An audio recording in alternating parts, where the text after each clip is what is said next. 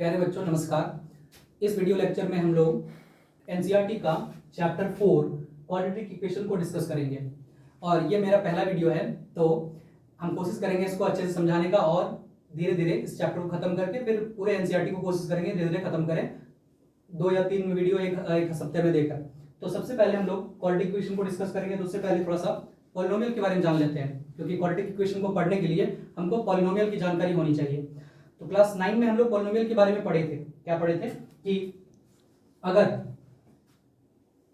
ax plus by plus c equal to 0, या फिर इसको ऐसे बोल सकते हैं कि equal to px comma y, यानी एक ऐसा फंक्शन जो x और y के टर्म में है और उसको वेरिएबल और कांस्टेंट के टर्म में जब कंबाइन करके लिख दिया जाता है तो उसको हम लोग बोल देते हैं पॉलिनोमियल। और पॉलिनोमियल दो शब्दों से मिलकर बना है, पॉलिनोमियल। पॉली मतलब होता है बहुत सारा, नोमियल मतलब टर्म, यानी बहुत सारे टर्म से जो मिलकर बने होते हैं उसको पॉलिनोमियल कहते हैं। फिर पॉलिनोमियल का अलग अलग टाइप्स जैसे हम लोग देखे थे, मोनोमियल, बाइनोमियल, फिर ट्राइनोमियल, इस तरह करके टर्म देखे थे उसके टर्म के बेसिस पर, और उसके पावर के बेसिस पर भी हम लोगों ने जाना था। जैसे कि किसी को लीनियर बोलते थे, किसी को क्वाड्रेटिक बोलते थे, फिर क्यूबिक बोलते थे, तो वो पावर को देखकर बोलते थे।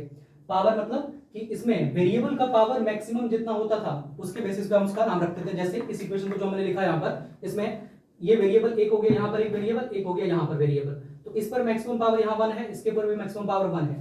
तो ये जो पॉलिनोमियल है ये कहलाएगा लीनियर पॉलिनोमियल। क्यों? क्योंकि इस पे मैक्सिमम पावर जो वेरिएबल पे है वो 1 दिख रहा है, इसलिए इसको हम लोग लीनियर पॉलिनोमियल कहते हैं। उसी तरह एक और पॉलिनोमियल अगर हम लोग लें ax² plus bx plus c,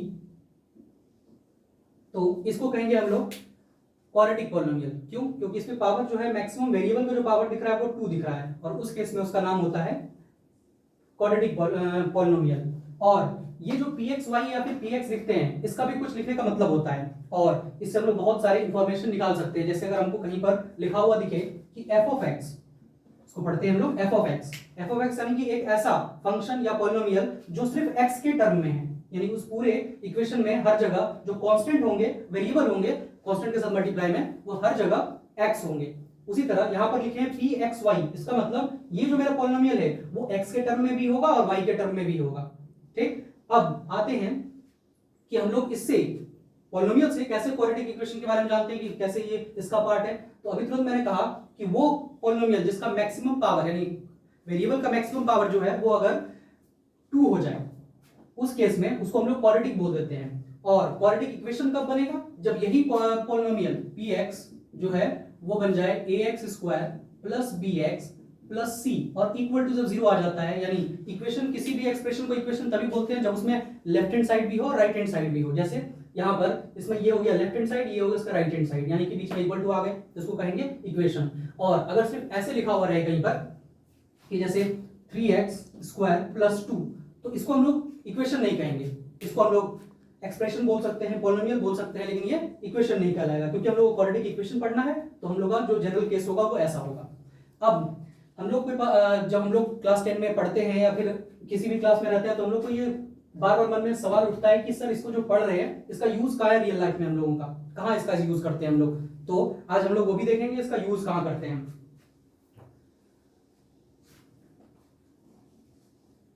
जैसे एक सिचुएशन लेते हैं कि हमको एक ऐसा प्लेग्राउंड बनाना है जिसका एरिया लगभग 300 मीटर स्क्वायर हो। एक ऐसा प्लेग्राउंड हमको डिजाइन करना है जिसमें हमको एरिया चाहिए 300 मीटर स्क्वायर, और हाँ, दूसरा केस ये होना चाहिए कि उसकी लेंथ और ब्रेड्थ में भी कुछ खास रिलेशन हो।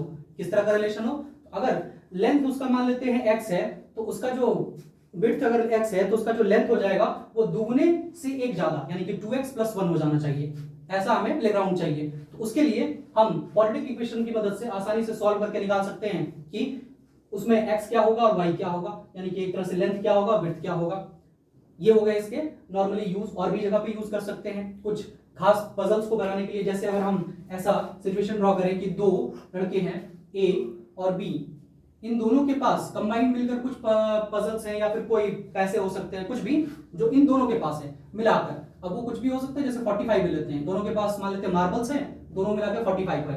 अब किसी कारण से दोनों से कुछ मार्बल खो गया, इससे भी खो गया कुछ और इससे भी खो गया कुछ, मान लेते हैं इससे 2 मार्बल खो गए और इससे 5 मार्बल खो गया। तो मार्बल खो जाने के बाद अब जो नंबर बचे रह गए उन दोनों के पास, हमें नहीं मालूम वो नंबर कितने होंगे, क्योंकि हमको यहाँ पर दोनों के इंडिविजुअल मालूम नहीं है कि कितने मार्बल थे उन लोगों के पास। दोनों के कंबाइंड 45 था, लेकिन एक के पास कितना था हमको नहीं मालूम था। तो उसके लिए हम लोग करेंगे क्या, इस क्वाड्रेटिक इक्वेशन की मदद से बड़ी आसानी से हम लोग फाइंड आउट कर पाएंगे कि इसके पास कितने मार्बल थे और ए के साथ कितने मार्बल थे और बी के पास कितने मार्बल थे। इस तरह के प्रॉब्लम को आसानी से हम लोग क्वाड्रेटिक इक्वेशन की मदद से सॉल्व कर सकते हैं। अब थोड़ा सा इसके हिस्ट्री में चलते हैं कि क्वाड्रेटिक इक्वेशन कहां से आया और किसने इन सब के बारे में फॉर्मूला वगैरह दिया, और क्या कोई भारतीय साइंटिस्ट भी थे, मैथमेटिशियन थे जिन्होंने इन सब के बारे में कुछ बताया। तो सबसे पहले देखते हैं, ऐसा माना जाता है कि बेबीलोनियन एक जगह है, वहां पर कुछ लोगों ने सबसे पहले क्वाड्रेटिक इक्वेशन को सॉल्व करने की कोशिश की थी, और जिसकी मदद से वो अलग अलग तरह के स्ट्रक्चर बनाया करते थे। उसके बाद कुछ वक्त के बाद ऐसा मतलब कि किताबों में लिखा हुआ मिला कि ग्रीक मैथमेटिशियन जो थे, जिनका नाम हम लोग चैप्टर 1 में देख चुके हैं, यूक्लिड डिवीजन मेथड जो था, उन्होंने भी इसको ट्राई किया था सॉल्व करने का, इस तरह के इक्वेशन को बनाने की कोशिश की थी। अब ये थे फॉरेन में, यानी कि एक तरह से बेबीलोनियन में हो गया, ग्रीक में हो गए। इंडिया में भी बहुत सारे ऐसे मैथमेटिशियन रहे जिन्होंने इस पर बहुत अच्छा काम किया है। जैसे सबसे पहले ब्रह्मगुप्त ने इन सब के ऊपर बहुत बेसिक से स्टार्ट करके बहुत मुश्किल से मुश्किल प्रॉब्लम को सॉल्व करने की कोशिश की थी उन्होंने। और दूसरा है श्री धर्माचार्य, जिन्होंने इक्वेशन को सॉल्व करके एक फॉर्मूला दिया, जिसको हम लोग आज क्वाड्रेटिक इक्वेशन का फॉर्मूला के नाम से जानते हैं, यानी कि उसको ऐसे कुछ बोल सकते हैं कि the solution of quadratic equation given by the Shri Dharmacharya. उसी तरह एक और साइंटिस्ट थे, जैसे कि हम लोग नाम जानते हैं, नाम बोल रहे हैं हम कुछ, वो भी फॉरेन से थे। उन्होंने भी इन सब के बारे में, जो हम लोग आज फैक्टराइजेशन मेथड से इसको सॉल्व करना सीखेंगे, फिर स्क्वायर मेथड से सॉल्व करना सीखेंगे और फॉर्मूला निकाल के इसको सॉल्व करना सीखेंगे, इन सब के बारे में इन लोगों ने पहले से बताए थे। आज हम लोग ये जानेंगे कि क्वाड्रेटिक इक्वेशन होता क्या है, उसका मैक्सिमम पावर कैसे निकालते हैं, उसका जीरोस क्या होते हैं। उसके बाद फिर धीरे धीरे इसमें इस चैप्टर को हम लोग आगे बढ़ाएंगे। और इस पूरे वीडियो में जो हम लोग अभी बना रहे हैं और जो आगे भी मिलते रहेगा इस पर वीडियो, तो इसमें हम लोग पूरा चैप्टर 4 को कंप्लीट करने के बाद एनसीईआरटी का, इसके आर.एस. अग्रवाल को भी कवर करेंगे। फिर उसके बाद आर.एस. अग्रवाल हो जाने के बाद हम लोग फिर इसमें आगे चैप्टर कोई एक और स्टार्ट करेंगे। इसको जरा हम मिटा लें।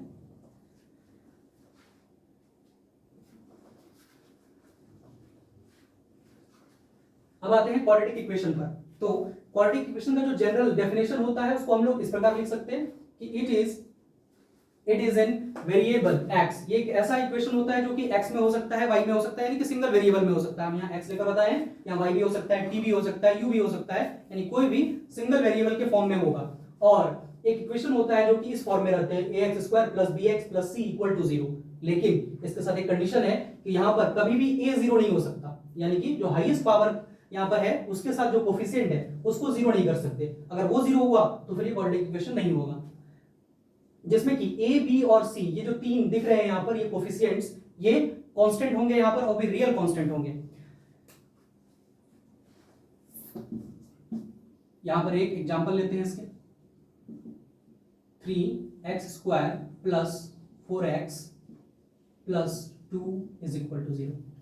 यहां पर हमको दिख रहा है यहाँ की a = मेरा हो गया है 3, क्योंकि x² का कोफिशिएंट 3 है, x का कोफिशिएंट जो होता है वो b कहलाता है, यानी कि यहां पर हो जाएंगे 4, और जो लास्ट बच गया वो c जो कि 2 दे रखा है यहाँ पर। ये हो गए इसके कांस्टेंट। और इसमें वेरिएबल क्या है, तो वेरिएबल इसका सिर्फ x है, सिंगल टर्म में वेरिएबल है,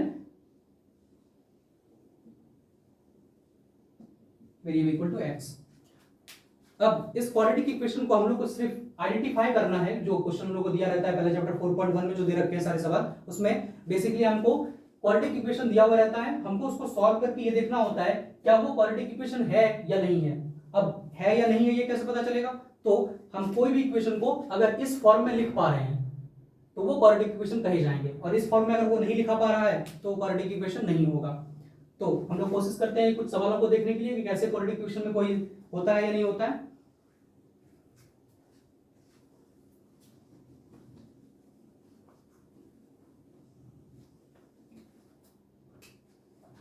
एक एग्जांपल लेते हैं,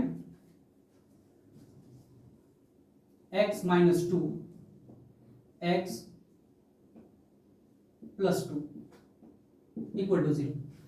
अब इसको चेक करना है कि ये क्वाड्रेटिक इक्वेशन है या नहीं है। तो सबसे पहले इसको हमको ये इस फॉर्म में लिखकर दिखाना है। अगर इस फॉर्म में ये आ गया तो कहेंगे क्वाड्रेटिक इक्वेशन है, और नहीं आया तो बोलेंगे क्वाड्रेटिक इक्वेशन नहीं है। तो कैसे हम पता चलेगा ये है नहीं है, तो इसको सॉल्व करना पड़ेगा। और सॉल्व कैसे कर सकते हैं, तो बहुत आसानी से सॉल्व कर सकते हैं। दो तरीके हैं, या तो हम इसको बारी बारी से इससे मल्टीप्लाई कर ले, इससे इसको, फिर इससे इसको, और फिर इससे इसको, जो आएगा उसको सॉल्व कर देंगे। अगर वो इस फॉर्म में दिख जाएगा तो हम लोग बोल देंगे वो क्वाड्रेटिक इक्वेशन है, और अगर नहीं दिखा तो क्वाड्रेटिक इक्वेशन नहीं होगा। तो इसके लिए एक और तरीका है। दूसरा तरीका क्या हो सकता है, तो हमको ये फॉर्मूला दिख रहा है, क्योंकि हम लोग क्लास 9 में अलजेब्रा के ऊपर अलजेब्रा पढ़े हैं, जिसमें कि हम लोग फॉर्मूला पढ़े हैं a प्लस बी और a minus B equal to हो जाता है a square minus B square, यानी कि a plus B into a minus B, ये इक्वल टू हो जाएंगे a square minus B square. इस फॉर्मूले को भी अप्लाई कर सकते हैं यहाँ पर। कैसे, तो यहाँ पर ये हो गया a, ये हो जाएंगे b, इस जगह पर ये a और ये b, यहाँ प्लस यहाँ माइनस है, यहाँ प्लस है। इस फॉर्मूले को लगाएंगे तो a square minus B square, तो a की जगह x, तो x का स्क्वायर माइनस b, b की जगह पर 2, तो 2 का स्क्वायर इक्वल टू 0 आ जाएंगे। यहाँ पर x square minus 4 is equal to 0। क्या ये इस रूप में दिख रहा है, ax square plus bx plus c? तो हम देखेंगे यहाँ पर कि x स्क्वायर तो है, लेकिन यहाँ पे b वाला टर्म नहीं है, यानी कि एक bx गायब है। तो इस केस में क्या क्वाड्रेटिक इक्वेशन होगा, तो बिल्कुल होगा। क्यों, क्योंकि सिर्फ यहाँ पे कंडीशन ये है कि a 0 नहीं हो सकता। हमको यहाँ कहीं नहीं बताया है कि b 0 नहीं हो सकता, c 0 नहीं हो सकता है, यानी कि ये हो सकते हैं, b भी 0 हो सकता है, c भी 0 हो सकता है, कोई दिक्कत नहीं है। लेकिन यहाँ पर a सिर्फ एक कंडीशन है कि 0 नहीं होना चाहिए, बाकी सारे 0 होंगे तो चलेगा। तो इसका मतलब यहाँ पर इस इक्वेशन को जरा हम ऐसा लिखना चाहें तो लिख सकते हैं x square plus 0x minus 4 is equal to 0। तो ये अब दिखने लगा है शायद इसके जनरल फॉर्म की तरह। यहाँ पर a बराबर x के साथ, यहाँ पर जो कुछ भी नहीं दिख रहा है, इसका मतलब 1 मल्टीप्लीकेशन में होगा इसके साथ, इसलिए यहाँ पर a बराबर 1 हो गया, b इज इक्वल टू 0 हो गया, और c इज इक्वल टू हमको दिख रहा है -4 है। तो ये हो गए। तो हम इसको लिख सकते हैं कि hence this is in the form of ax square plus bx plus c equal to 0, therefore the given expression is an quadratic equation. इसको लिख देते हैं, hence given equation is a quadratic equation।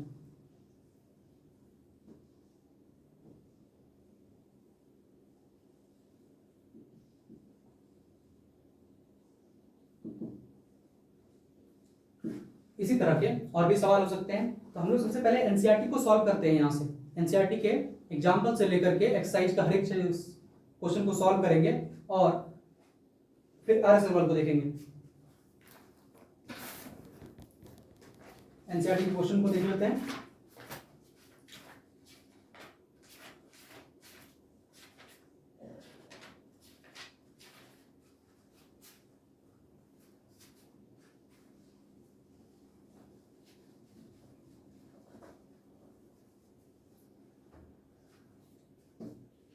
Exercise 4.1 का question number 1 का 1 start कर रहे हैं हम लोग, सॉल्व करेंगे एक करके। क्वेश्चन दे रखा है x प्लस 1 का whole square is equal to 2 into X minus 3। इसी को हमको चेक करना है कि क्वाड्रेटिक इक्वेशन है या नहीं है। और एक और बहुत इंपॉर्टेंट बात, कि अगर मैथ्स को अच्छा करना है तो उसके लिए अलजेब्रा अच्छा होना चाहिए। बिना अलजेब्रा के मैथ्स बनेंगे नहीं। और आप लोगों में से किसी का भी अगर मैथ्स कमजोर है तो उसके लिए पहले आप अलजेब्रा को ठीक कीजिए, क्योंकि हमें मैथ्स में हर चीज में अलजेब्रा की जरूरत पड़ती ही पड़ती है। चाहे वो मैथ्स पढ़ ले, फिजिक्स पढ़ ले, सब जगह हमें अलजेब्रा चाहिए। तो इसीलिए अलजेब्रा को स्ट्रॉन्ग करना जरूरी है। फिलहाल हम लोग देख लेते हैं इसको कैसे सॉल्व करेंगे। यहाँ पर हमको दिख रहा है ये एक फॉर्मूला है, और ये फॉर्मूला भी हम लोग क्लास 9 में पढ़ चुके हैं। हम लिख देते हैं यहाँ बगल में a प्लस बी का whole square is equal to a square plus B square plus 2ab। ये फॉर्मूला है। यहाँ पर a की जगह पे x है और b की जगह पर 1 है, तो उसके अकॉर्डिंग यहाँ फॉर्मूला लगाते हैं a square plus B square. तो a स्क्वायर यानी x square plus b square यानी 1 का स्क्वायर प्लस 2ab, 2a की जगह x, b की जगह पर 1 इक्वल टू, यहाँ पर हमको दिख रहा है ये 2 इस ब्रैकेट के साथ मल्टीप्लिकेशन में है। इसका मतलब ये 2 इस x से भी मल्टीप्लीकेशन में होगा और ये इस 3 से भी मल्टीप्लीकेशन में होगा, तो हम इसको मल्टीप्लाई कर देते हैं। 2 इंटू एक्स यानी 2x, और साइन का यहाँ ध्यान रखेंगे कि इस 2 के आगे प्लस है, इस x के आगे प्लस है, तो प्लस इंटू प्लस, तो यहाँ प्लस आ जाएंगे। इस केस में यहाँ देख लेते हैं, यहाँ साइन कौन सा आएगा, तो यहाँ है प्लस और यहाँ है माइनस, तो प्लस माइनस माइनस, तो यहाँ आ जाएगा माइनस, और नंबर को मल्टीप्लाई कर देंगे तो 3 2 6। अब जरा इसको सॉल्व कर ले, ये हो जाएगा X square plus 1 plus 2x is equal to 2x minus 6।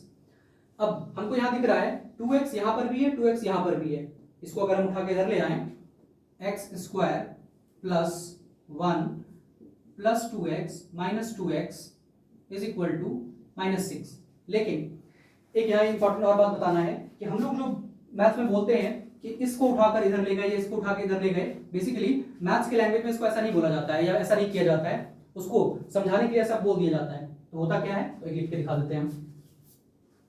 कभी भी इक्वेशन में अगर किसी टर्म को हमको दूसरे साइड रिप्लेस करना है या फिर लेकर जाने हैं, तो हम लोग करते क्या है कि दोनों साइड जिस टर्म को लेकर जाने हैं उससे या तो हम लोग ऐड कर देते हैं या सब्ट्रैक्ट कर देते हैं या मल्टीप्लाई कर देते हैं या डिवाइड कर देते हैं। इस केस में जैसे कि हमको इस 2 को इधर लाना था, तो हम करते क्या कि लेफ्ट हैंड साइड और राइट हैंड साइड दोनों साइड -2x कर देते। लेफ्ट हैंड साइड और राइट हैंड साइड दोनों ही साइड हम लोग क्या कर देते -2x कर देते। तो कर देते हैं यहां पर जैसे x square plus 1 plus 2x minus 2x, left side में अपने मन से मैंने 2x माइनस किया, तो 2x माइनस 6 माइनस 2x, और ये प्लस 2x और ये माइनस 2x दोनों खत्म हो जाएंगे, यहां पर भी प्लस और माइनस ये दोनों जीरो हो जाएंगे। अब बचा क्या, तो X square plus 1 is equal to minus 6 बस, और कुछ तो नहीं। अब यहां पर फिर से हमको इस 6 को इधर लेकर आना है, तो इसको इधर नहीं बल्कि हम ऐसा बोलेंगे कि दोनों साइड हम ऐड कर रहे हैं 6 से, इधर भी ऐड कर देंगे 6 से और इधर भी ऐड कर देंगे 6 से। ऐड क्यों कर रहे हैं, क्योंकि ये सब्ट्रैक्ट में है, ये माइनस में है, अगर माइनस में है तो हम उसको प्लस करना पड़ेगा, और अगर प्लस में रहता तो माइनस करते। तो यहां पर X square plus 1 plus 6 is equal to -6 plus 6, जिससे कि ये दोनों आपस में मिलकर 0 हो जाएंगे, और यहां पर X square plus 7 is equal to 0 आ जाएगा।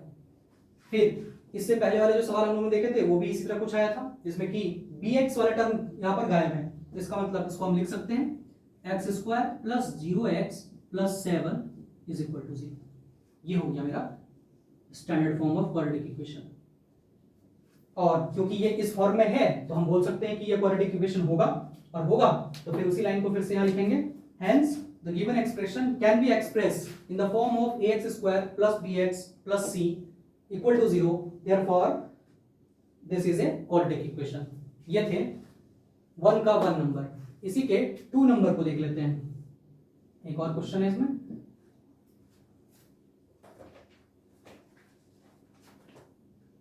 एक्स स्क्वायर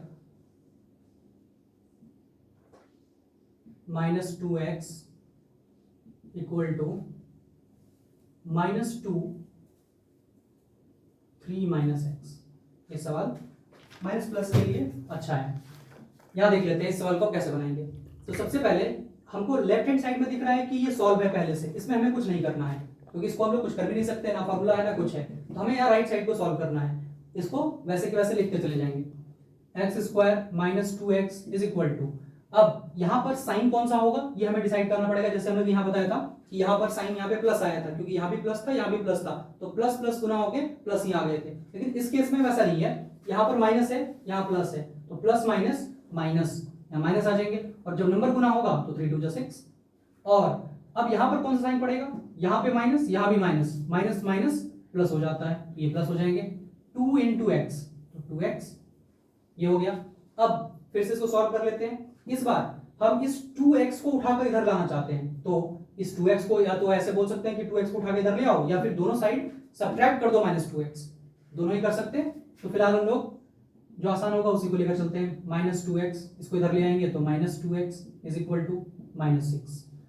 अब इस 6 को भी इधर लाना है, तो एक्स स्क्वायर, और यहाँ पर अब क्योंकि क्लास 8 से ही हम लोग को ये बताया जाता है कि कैसे हम लोग इस तरह के प्रॉब्लम को सॉल्व कर सकते हैं, क्योंकि हमें यहाँ पर साइन को देखकर जज नहीं करना है कि इसको माइनस करेंगे या प्लस करेंगे, बल्कि हमको इसके साइन के प्रोडक्ट को देखना है कि इसका साइन का प्रोडक्ट क्या आ रहा है। इसके साइन का प्रोडक्ट जो आएगा वैसा ही ट्रीटमेंट इन दोनों नंबर के साथ किया जाएगा। तो यहाँ पर है माइनस, यहाँ भी माइनस, और माइनस माइनस हम लोग पढ़े हुए हैं कि माइनस और माइनस अगर गुना होता है तो ये प्लस बन जाता है, यानी ये इंडिकेट कर रहा है कि इन दोनों को जोड़ना है हमको।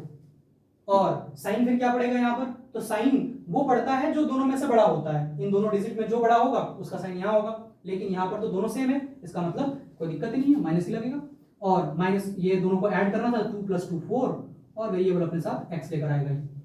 अब इस 6 को जब उधर उठा के इधर ले आएंगे तो ये प्लस माइनस में थे, इधर आ जाएंगे +6 = 0, और ये साफ साफ हमको उस फॉर्म में दिख रहा है कि ये ax² + bx + c के फॉर्म में है, जहां पर a बराबर 1 है, b बराबर, b यहाँ पर हम लोग सिर्फ 4 नहीं बल्कि -4 बताएंगे, क्योंकि इक्वेशन में यहाँ b के साथ प्लस में है, लेकिन यहाँ पे मेरा माइनस आया है, तो इसको ऐसे लिख देंगे कुछ, x² + -4x + 6 = 0।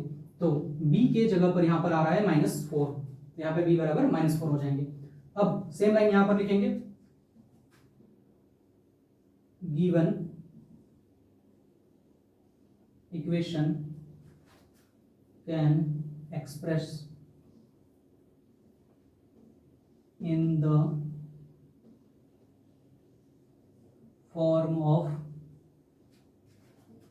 ax² + bx + c = 0, therefore x² - 2x = -2, 3 - x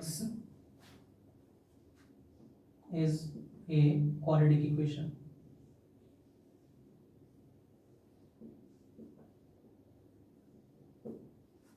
ये हो गए क्वेश्चन नंबर 2 को, ये भी एक क्वाड्रेटिक इक्वेशन है क्योंकि ये इस फॉर्म में आ रहा था। अब क्वेश्चन नंबर इसका 3 देखते हैं।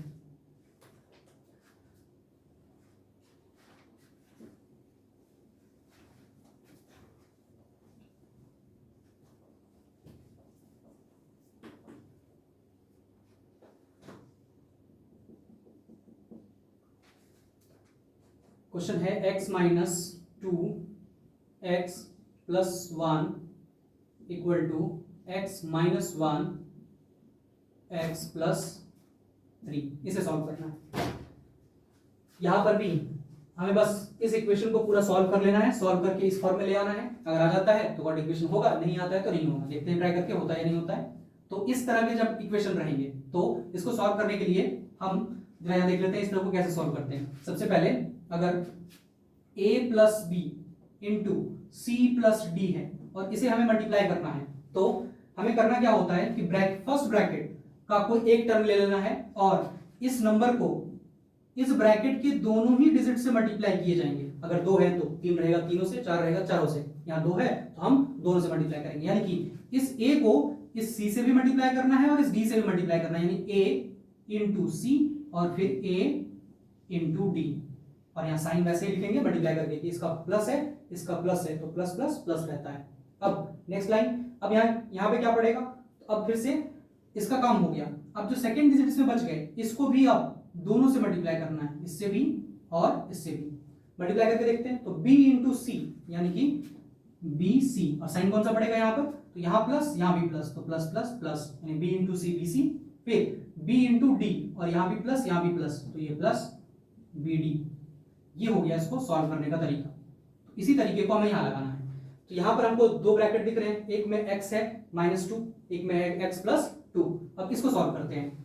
तो जब ये x को मल्टीप्लाई करेंगे इस x के साथ, तो x * x, तो x², जैसे 2 * 2 2² हो जाते हैं, तो x * x x² हो जाते हैं। तो अब आगे मल्टीप्लाई कर लेते हैं। यहाँ पर ये x को मल्टीप्लाई करना है इस 1 के साथ, और यहाँ पे प्लस यहाँ भी प्लस, तो plus plus plus x * 1 x। अब इस 2 को मल्टीप्लाई करना है बाकी इन दोनों से, तो यहाँ माइनस यहाँ प्लस, माइनस हो जाएगा 2 * x 2x, minus plus minus यहाँ माइनस हो जाएंगे, फिर 2 * 1 2 हो जाएंगे, इक्वल टू सेम तरीका यहाँ लगाएंगे। मल्टीप्लाई कर लेते हैं फटाफट, x को मल्टीप्लाई कर दिए x², इससे मल्टीप्लाई कर दिए तो ये प्लस 3x, ये से गया 3x। अब इस 1 को इस x के साथ मल्टीप्लाई करना है, यहाँ माइनस यहाँ प्लस, तो हो जाएगा प्लस माइनस माइनस 1 * x तो सिर्फ x, यहाँ माइनस यहाँ प्लस, प्लस माइनस माइनस 1 * 3 3। ये हो गया। हो जाने के बाद अब हमको यहाँ दिख रहा है कि यहाँ पर भी x² है, यहाँ पर भी x² है, यहाँ x एक्स एक्स एक्स और ये कांस्टेंट। तो सबसे पहले हम सेम पावर वाले को एक जगह रखने की कोशिश करते हैं ताकि आपको सॉल्व करने में आसानी हो। और जैसे कि एक्स स्क्वायर, यहां पर भी एक्स स्क्वायर, तो दोनों में पावर सेम है तो इन दोनों को एक साथ सॉल्व करना है, हमको एक जगह पर रखना है। फिर इन दोनों में, ये तो पहले से ही अपने जगह पर है लेकिन यहां पर है 3x और x, इन दोनों को भी एक जगह पर रखना है, यानी इसके साथ रख देना है। तो उसका देख लेते हैं। ये हो गया एक्स स्क्वायर, इसको इधर लाएंगे तो ये माइनस एक्स स्क्वायर, यहां पर इसको जब सॉल्व कर ले तो ये माइनस एक्स हो जाएगा। अब ये माइनस एक्स क्यों आया, कैसे आया वो देख लेते हैं। यहां पर हम अभी तुरंत थोड़ा देर पहले बता रहे थे कि हमें यहां पर इस एक्सप्रेशन में या इस तरह के अलजेब्रा में खासकर हमें ये ध्यान रखना होता है कि हमें साइन को देखकर जज नहीं करना है कि क्या करना है, बल्कि हम उस साइन का प्रोडक्ट पहले लेंगे। प्रोडक्ट हमको बताएगा इसको जोड़ना है या घटाना है। तो यहां पर प्लस माइनस, और प्लस माइनस को मल्टीप्लाई करने पर माइनस आता है, इसका मतलब इन दोनों को सब्ट्रैक्ट करना है। और सब्ट्रैक्ट करेंगे तो 2x, यानी मेरे पास एक तरह से दो पेंसिल, x को अगर हम पेंसिल मान लें तो दो पेंसिल और यहाँ एक पेंसिल, दो पेंसिल में से एक पेंसिल को घटा देना है तो एक तो बच जाएगा, इसलिए यहाँ पर सिर्फ x लिख दिए हैं। और साइन कौन सा पड़ेगा, तो साइन डिसाइड करता है दोनों में से बड़ा कौन है। बड़ा यहाँ पर मेरा 2 दिख रहा है, इसलिए साइन माइनस का लग गया इसमें। अब यहाँ पे क्या बच गया है, इस 2 को रहने देते हैं, अभी इधर इसको उठा के इधर ले आते हैं पहले। तो ये 3 जब जाएगा इधर तो ये माइनस 3x हो जाएंगे, और ये जाएगा तो ये प्लस x हो जाएगा। और अब -2 और इस 3 को इधर ले आएंगे तो ये +3 और इक्वल टू 0। अब जरा ध्यान से देखते हैं यहाँ पर एक्स स्क्वायर और एक्स स्क्वायर, यानी एक्स स्क्वायर में एक्स स्क्वायर घटा देना है, यानी एक तरह से ये तो 0 हो गया, एक्स स्क्वायर में एक्स स्क्वायर घटा दिए 0 हो गया, यानी एक्स स्क्वायर 0 बच गया। अब यहाँ पर ये प्लस में है ये माइनस में है और दोनों ही अपोजिट साइन के साथ है तो कैंसिल हो जाएगा। बच गया यहाँ पर -3x, और इन दोनों को अब सॉल्व कर लेते हैं। प्लस माइनस माइनस यानी सब्ट्रैक्ट करना है इसको हम लोग, तो 3 में 2 जाएगा 1 बचेगा। अब साइन कौन सा होगा, तो दोनों में से जो लार्ज है, यहाँ 3 बड़ा है, 3 के आगे प्लस, यहाँ लगा देंगे प्लस इक्वल टू 0। लेकिन जब हम लोग इसको सॉल्व करके लाए तो हमें क्वाड्रेटिक इक्वेशन तो मिला, लेकिन इस क्वाड्रेटिक इक्वेशन में दिक्कत है। क्या दिक्कत है कि यहाँ पर एक्स स्क्वायर का जो कोफिशिएंट है जो कि a हुआ करता है, जो क्वेश्चन में यहाँ पे बोल रखा है कि 0 नहीं होना चाहिए, लेकिन यहाँ तो है, इसका मतलब ये क्वाड्रेटिक इक्वेशन नहीं बन पाया, क्योंकि यहाँ पर a बराबर क्या हो गया है, 0 हो गया है। तो जरा यहाँ पे लिख देते हैं इसमें,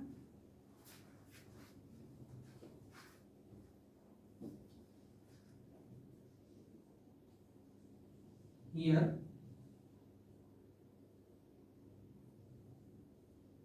a is equal to 0, therefore x minus 2 x plus 1 equal to x minus 1 x plus 3 is not a quadratic equation.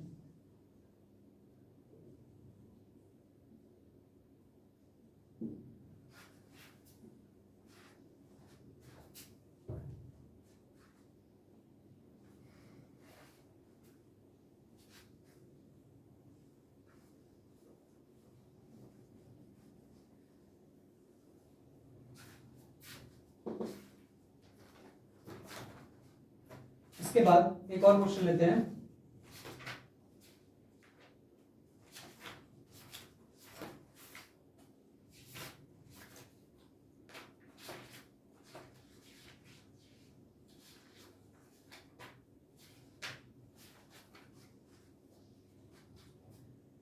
Question number 3 हो गए। फोर्थ एकदम सिमिलर वैसे ही क्वेश्चन है, 5 भी वैसे ही है, 6 भी हम लोग एकदम 1 नंबर ऐसे हैं। 7 एक अच्छा क्वेश्चन है, इसको देख लेते हैं। 7 नंबर question, x plus 2 cube is equal to 2x x square minus 1। इसको ट्राई करते हैं। यहां पर फिर से एक फॉर्मूला लग रहा है जो कि a प्लस बी का होल क्यूब का फॉर्मूला लगना है यहाँ पर। और a प्लस बी का होल क्यूब का फॉर्मूला अगर मालूम है तो बहुत आसानी से बन जाएगा, इसमें भी कुछ ज्यादा दिमाग नहीं लगाना है। तो पहले फॉर्मूला देख लेते हैं क्या होता है। a प्लस बी का whole cube is equal to a cube plus B cube plus 3a square B plus 3ab square. इस फॉर्मूले को लगाकर हम लोग आसानी से इसको सॉल्व कर पाएंगे। तो सबसे पहले देख लेते हैं इसको।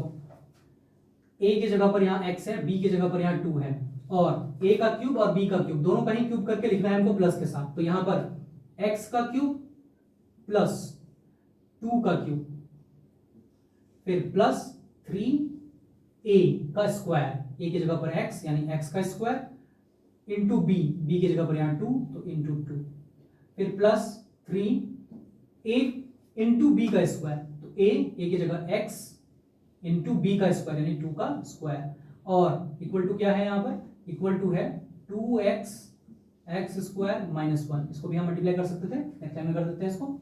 यहाँ पर x क्यूब प्लस 2 का क्यूब 8 प्लस 3। अब यहाँ पर एक वेरिएबल एक्स स्क्वायर है और दो कांस्टेंट है, तो कांस्टेंट कांस्टेंट आपस में मल्टीप्लाई होता है, वेरिएबल मल्टीप्लाई नहीं कर सकते हम लोग क्योंकि इसका टेबल नहीं जानते हम लोग। 3 2 जा 6 एक्स स्क्वायर प्लस 3, और यहाँ पर अगर देखें तो 2 का पहले हमको स्क्वायर करना पड़ेगा, फिर 3 से मल्टीप्लाई करना पड़ेगा। 2 का स्क्वायर 4 4 3 जा 12, यहाँ पर हो गया 12 और x। अब इसको भी जरा सॉल्व कर लें।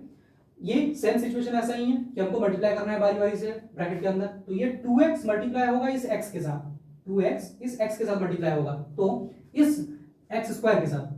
तो यहाँ पर ये जो 2 है और ये इसके सामने कुछ नहीं है तो 1 होगा, तो ये 2 और 1 क्योंकि वेरिएबल वेरिएबल मल्टीप्लाई होते हैं, कांस्टेंट कांस्टेंट मल्टीप्लाई होता है, तो यहाँ कांस्टेंट 1 है, यहाँ कांस्टेंट 2 है, तो ये 2 इस 1 के साथ मल्टीप्लाई होगा और ये 2 हो जाएगा फिर। और अब यहाँ वेरिएबल है एक्स स्क्वायर और यहाँ पर है x, तो एक्स स्क्वायर इंटू एक्स जो कि एक्स क्यूब दे देगा, ये एक्स क्यूब हो गए। अब ये 2x मल्टीप्लाई होगा फिर इस 1 के साथ, और फिर वही सिचुएशन कि यहाँ वेरिएबल वेरिएबल के साथ और कांस्टेंट कांस्टेंट के साथ, और साइन का भी ध्यान रखना है, यहाँ पर यहाँ प्लस यहाँ माइनस, तो ये हो जाएगा -2 इंटू 1, और यहाँ कुछ नहीं है तो सिर्फ x हो जाएंगे। अब फिर वही चीज कि हमें सेम सिमिलर पावर यानी जिसपे पावर सेम है उसको एक जगह पर रखना है और डिक्रीजिंग ऑर्डर ऑफ पावर में उनको रखते जाना है। तो सबसे पहले एक्स क्यूब, और यहां पर ये क्या क्यूब दिख रहा है, इसको इधर ले आते हैं 2x क्यूब, फिर यहां से ये हमको पावर 6 का दिख रहा है, यहाँ पर तब पावर 2 है लेकिन मल्टीप्लिकेशन में 6 है, 6x स्क्वायर, और कहीं x पर स्क्वायर है क्या, नहीं है, तो ये अकेले रह जाएगा। और एक यहाँ पर प्लस 12x भी है, यहाँ पर एक -2 दिख रहा है हमको, तो इधर आएगा तो वो +2x हो जाएगा। इस और कांस्टेंट में कहीं नहीं दिख रहा है, कांस्टेंट यहाँ पर एक +8 है, इस +8 को यहाँ रख लेते हैं और इक्वल टू 0। अब इसको थोड़ा सॉल्व करते हैं, तो यहाँ पर हमको दिख रहा है कि 2x क्यूब और यहाँ पर सिर्फ x क्यूब, यानी 2x क्यूब में एक x क्यूब को घटा देना है, तो यहाँ पर एक ही x क्यूब बचा हुआ रह जाएगा जो कि -x क्यूब आ जाएगा। यहाँ पर +6x स्क्वायर अपनी जगह पर है, यहाँ पर प्लस प्लस प्लस और 12 में 2 जोड़ेंगे तो 14 हो जाएगा, +14x और +8। क्या ये क्वाड्रेटिक इक्वेशन है, क्या ये क्वाड्रेटिक इक्वेशन होगा? यहां पर हमको ax square plus bx plus c भी दिख रहा है, लेकिन क्योंकि नाम ही है इसका क्वाड्रेटिक इक्वेशन, और अगर क्वाड्रेटिक है यानी कि पावर मैक्सिमम 2 ही हो सकता है, 2 से ज्यादा उस इक्वेशन का डिग्री नहीं हो सकता है। इसको हम लोग डिग्री में बोलते हैं, जो हाईएस्ट पावर होता है किसी भी पॉलिनोमियल का उसका डिग्री कहलाता है, जो हम क्लास 9 में पढ़े हुए हैं। तो यहाँ पर हाईएस्ट पावर 2 से ज्यादा नहीं हो सकता है वेरिएबल पर, लेकिन यहाँ तो है, यहाँ पर x पर पावर क्यूब है यानी कि इसका डिग्री 3 हो गया, जो कि क्यूबिक इक्वेशन को बनाता है, क्वाड्रेटिक इक्वेशन नहीं। तो ये तो हो ही नहीं सकता कभी भी, तो लिख देंगे हेंस देयरफॉर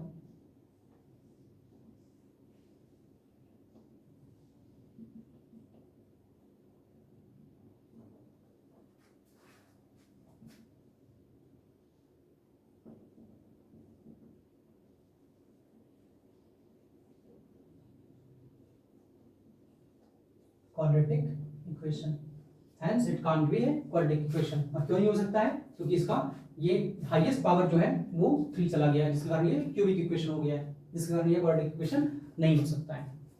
तो इस तरह से हम लोग आसानी से बाकी सारे सवाल को भी बना सकते हैं।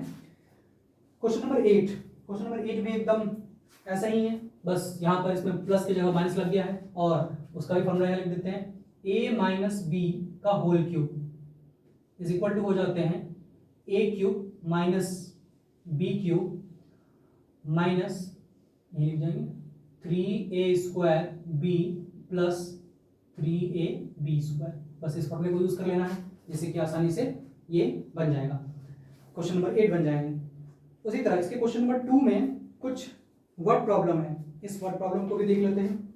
कितने सवाल दे रखे हैं इसमें? 4 हैं। तो इसमें भी देखते हैं कैसे बनाते हैं वर्ड प्रॉब्लम को।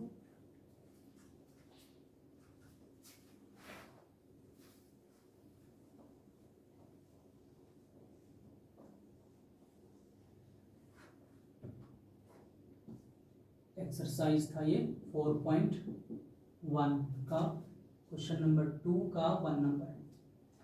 क्वेश्चन क्या कह रहा है? The area of A rectangular plot is 528, यानी एक रेक्टेंगुलर प्लॉट का एरिया 528। अच्छी बात है, देख लेते हैं।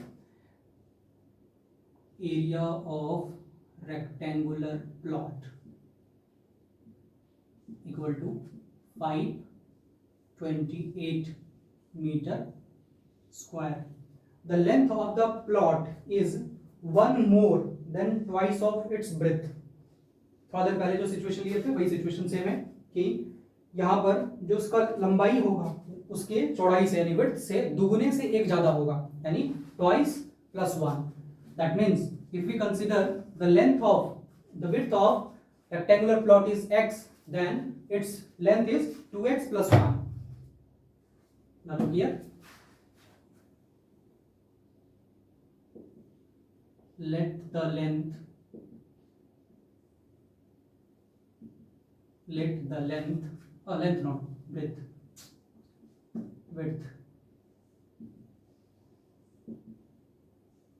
of rectangular plot be x।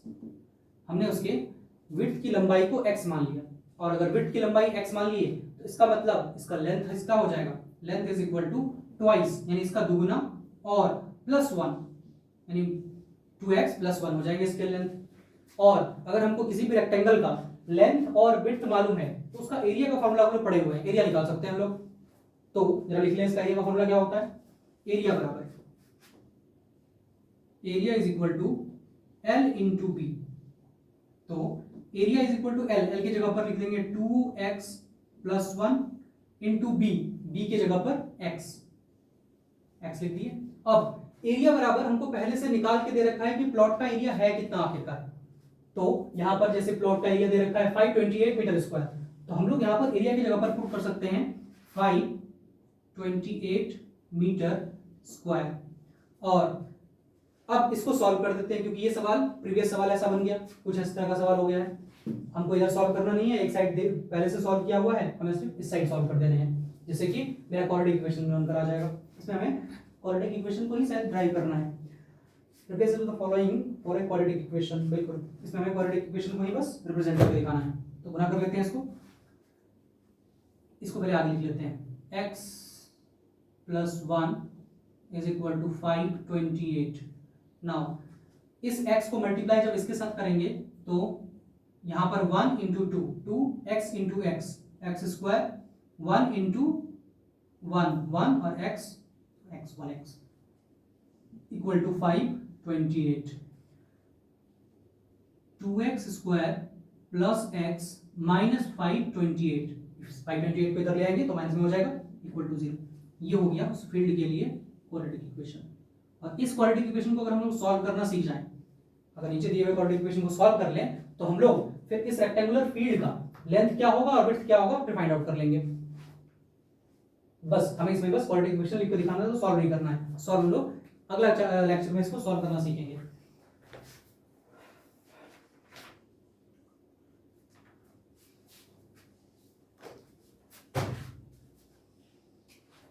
अब हम लोग अगले लेक्चर में मिलेंगे। धन्यवाद।